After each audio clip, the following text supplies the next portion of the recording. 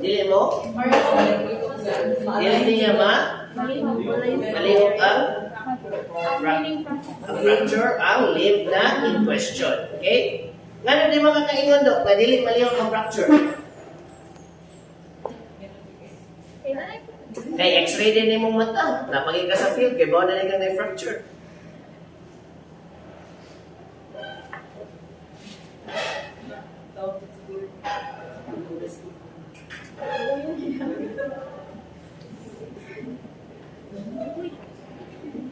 So, dapat, if ever ganit magkuhan mo, mag-split mo, you should achieve 3 things. 1, there should be stability of the limb. Para dili maglihok-lihok ang limb. Number 2, there should be immobilization. Okay? Nano man, Dok, dapat stable and immobile man ang limb. Para dili ma-distract ang healing process. So, dili ma? Ma-distract ang healing process. Ano nga, we do bandaging as a temporary kind of measure. So, may permanent measure when it comes to bandaging and fractures. That would be casting. Casting inyong gamiton, simentoon ninyo ang limb. Bandaging is for field operations. Nang naka sa field, napiang ang iro, then layo pa sa vet clinic, you can do splinting para dili manipulate pag-ayo ang limb. So, stability, dapat ang stable na nimo, you have to make sure that ang animal dili mo siglihok. Okay? So, ang technique is para ani. So, inyuhan na siyang i-appeal direct.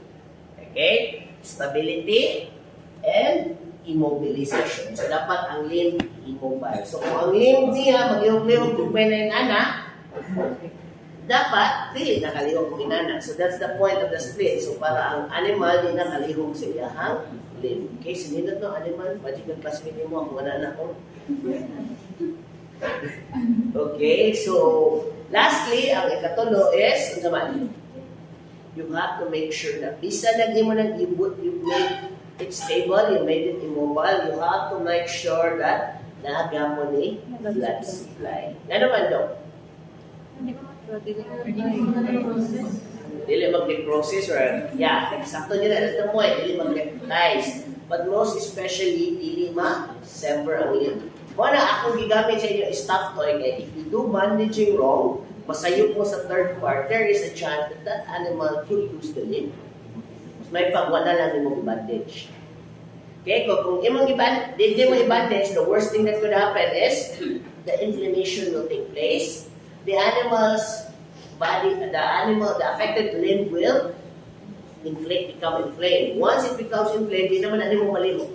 That's the reason why dapat memorize niyo ang signs of inflammation.